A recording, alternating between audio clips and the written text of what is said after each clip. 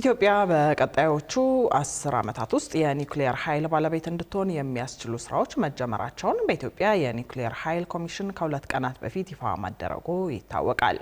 ይህንን ተከትሎም ቴክኖሎጂውን ወደ ሀገር ውስጥ የማስገባትና ባለቤት የመሆን ሂደትን የመቆጣጠር ህጋዊ ኃላፊነት ያለበት የኢትዮጵያ ቴክኖሎጂ ባለስልጣን የኒውክሌር ቴክኖሎጂን ለመቆጣጠር የሚሆን አቅምና ቁመናን ለመገንባት ምን ስራዎችን እየሰራ ይሆን ስንል ባለስልጣን መስሪያ ቤቱን ጠይቀናል። ቀጣዩ የአቤል አበበ ጥንቅር የቴክኖሎጂው ባለቤት ለመሆን በሚደረገው ጥረት ውስጥ ኢትዮጵያ ቴክኖሎጂውን ለመቆጣጠር በሰው ኃይልና በላቦራቶሪ አቅም ምን ደረጃ ላይ ትገኛለች የሚለውን የሚያስመለክተን ይሆናል። ኢትዮጵያ ቢቻል ከ10 ዓመት ባነሰ ጊዜ ያ ካልሆነ ደግሞ በቀጣዮቹ 10 ዓመታት ውስጥ ለሰላማዊ የልማት ተግባር የሚውል የኒውክሌር ኃይልን ለማመንጨት እቅድ ይዛ ወደ ተግባራዊ እንቅስቃሴ መግባቷ ይፋ የተደረገው ከ2 ቀናት በፊት ህዳር 29 ቀን 2018 ዓ.ም ላይ በተካሄደ ይፋዊ ስነ ስርዓት እንደነበር አይዘነጋም። በዓለም አቀፉ የአቶሚክ ኢነርጂ ባለስልጣንና በሩሲያው አቶሚክ ኃይል ኮርፖሬሽን ሮሳቶም የቴክኒክ እገዛ የመጀመሪያ ምዕራፍ ስራው የተጀመረው ይህ የኒውክሌር ኃይል ባለቤትነት ጥረት ኢትዮጵያ በጤና ግብርና፣ እንዲሁም በኢንዱስትሪና በሌሎች የልማት ዘርፎች እያደገ የመጣውን የኃይል ፍላጎቷን ለማሳካት ሁነኛ አማራጭ መሆኑን የተናገሩት የዓለም አቀፉ አቶሚክ ኢነርጂ የአፍሪካ ጉዳዮች ዳይሬክተሩ ጋሻው ገበየው ናቸው።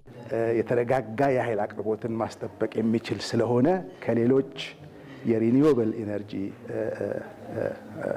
አቅርቦት አማራጮች ጋር በመዋሃድ ለሀገሪቱ አስተማማኝ የሆነ የኃይል ምንጭ አቅርቦትን ያረጋግጣል። ይሄ ለኢንዱስትሪ ልማት መፋጠን፣ በግብርናውም መስክ ለሚደረጉት የአግሮ ኢንዱስትሪ ስራዎች፣ ለሌሎችም በርካታ የሶሺዮ ኢኮኖሚ ዘርፎች እድገት አስተማማኝ የሆነ የኢነርጂ አቅርቦት መሰረትን ማረጋገጥ የሚያስችል ነው። ይህ ኢትዮጵያ ባለቤት ለመሆን እየተንደረደረችበት ያለችው የኒውክሌር ኃይልን ለሰላማዊ ዓላማ የመጠቀም ጥረት የሌላውን ዓለም ብንተው እንኳን እንደ ዓለም አቀፉ የአቶሚክ ኃይል ኤጀንሲ መረጃ በ9 የአፍሪካ ሀገራት ባለቤት የመሆን ስራዎች እየተሰሩበት ያለ ነው። ከአህጉሪቱ የኃይል አቅርቦት አሁን ላይ 0.9 በመቶውን ብቻ እንደሚሸፍን የሚነገርለት የኒውክሌር ኃይል በደቡብ አፍሪካ በሁለት የኃይል ማመንጫዎች 1854 ሜጋዋት እየመነጨበት ሲሆን በግብጽ ደግሞ 4400 ሜጋዋት ኃይልን ለማመንጨት 4 የኃይል ማመንጫዎች በስራ ሂደት ላይ ያሉበት ነው። ይህ ከምንም በላይ ውስብስቡን ቴክኖሎጂ የሚረዳ የሰው ኃይልን ማፍራት እንዲሁም የሀገሪቱን ሕጎች ከዓለም አቀፍ የሕግ ስምምነቶች ጋር ማስታረቅ የሚሻ ትግበራ የኃይል አማራጩ አደጋን እንዳይወልድ ደግሞ ቁጥጥር ማድረግ የሚችል የተደራጀ ተቋምን ጭምር የሚፈልግ ነው። ከዚህ አንጻር ወደ ኢትዮጵያ የሚገቡ ቴክኖሎጂዎችን የመመርመር ሕጋዊ ኃላፊነት የተጣለበት የቴክኖሎጂ ባለስልጣን በሰው ኃይል በኩል እያደረገ ያለውን ዝግጅት ጠይቀናል። ራዲዬሽን ፕራክቲስ ነን ኢነርጂ አፕሊኬሽኑን ላይ የሰው ኃይል አቅም ገንብተናል። ጥሩ የሚባል ደረጃ ነው ያለን። አሁን ይህንን አቅም ለዚህኛው ለአዲሱ ቴክኖሎጂ ለኒውክለሩ አፕግሬድ ማድረግ ነው የሆነው ማለት ነው። ተቋሙ የሚሰራበትን ኢንፍራስትራክቸር በተመለከተ የዚህ የጥራት መንደር ታሳቢ ተደርጎ እሱም ስትራክቸሩ ተሰርቶ ከሰኔ ጀምሮ ገብተን ስራ አካባቢ ኢንፍራስትራክቸር ተፈጥሯል ማለት ነው። ዋና ዳይሬክተሩ ለስራው ምቹ የሆኑ የህንፃ መሰረተ ልማቶች በኢትዮጵያ የጥራት መንደር ውስጥ መጠናቀቃቸውን ቢጠቅሱም የኒውክሌር ቴክኖሎጂ ላይ ቁጥጥር ለማድረግ የሚያስችሉ መሰረታዊ የላቦራቶሪ ግብዓቶች ግን ገና መሟላት የሚጠብቁ መሆናቸውን አንስተዋል። ፈርኒሽ ማድረግ ነው በምን በተለያዩ የላቦራቶሪ ኢኩዊፕመንቶች ማለት ነው። ከዚህ አንጻር የተጀመሩት ስራዎች አሉ። በሀገርም አቅም እንደዚሁም በዴቨሎፕመንት ፓርትነር በተለይም የኢንተርናሽናል አቶሚክ ኢነርጂ ኤጀንሲ ኢትዮጵያ አባል ሀገር እንደመሆኗ እንደዚህ አይነት ድጋፎችንም ታገኛለች።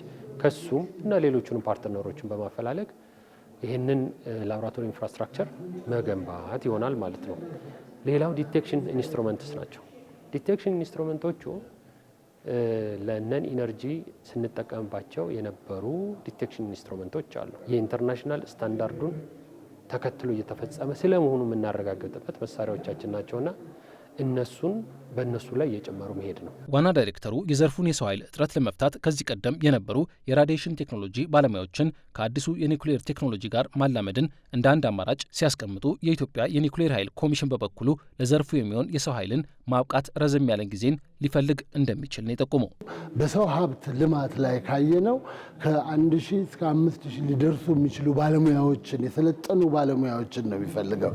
ይሄ በስሜት የሚካሄድ አይደለም። ሰርቲፊኬሽን አለው። ገብተው ገብተው ሪአክተሩን ኦፕሬት ማድረግ የሚችሉ ኮንትሮል ሜካኒዝሙን የሚሰሩ ፊውሉን ማስወገድ ማውጣት ማስገባት የሚችሉ ባለሙያዎች በዓለም አቀፍ ሰርቲፊኬሽን የሚያልፉና የተወሰነ የአገልግሎት የጊዜ ቆይታ ሁሉ የሚጠይቅ ነው። ስለዚህ በአንድ አሳጥረህ ወደ 2-3 ዓመት ግንባታ ልታደርገው አትችልም። የዚህ የኃይል አማራጭ ባለቤት ለመሆን ገና በመጀመሪያ ምዕራፍ ስራ ላይ ያለችው ኢትዮጵያ እስከ 2027 የፈረንጆቹ ዓመትም የተተግባሪነት ጥናት የህግ ማዕቀፍን ማጠናከርና እንደ ሰው ኃይል ልማት ባሉ መሰረታዊ ጉዳዮች ላይ ስትሰራ ለመቆየት ማቀዷን መረጃዎች ያሳያሉ።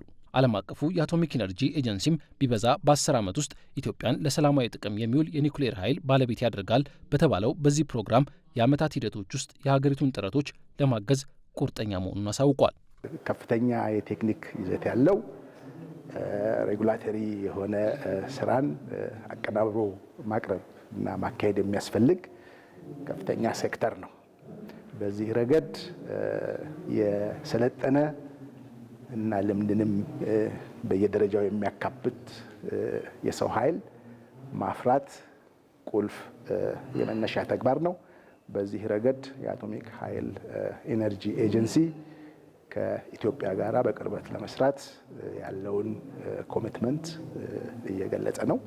በዚህ ረገድ የተጀመሩ ስራዎች አሉ። ይሄ በሰፊው የሚቀጥል ይሆናል። በቀጣይ እንግዲህ 5-10 ዓመታት የሚሰሩ ስራዎች አሉ እና ሬጉላቶሪ ስራው የሬጉላቶሪ ቦዲ ስራውም የኔ ተግባርስ ምንድን ነው ብሎ ያንን ታሳቢ እያደረገ አቅሙን እየገነባ የተፈጠረውን ቤዝ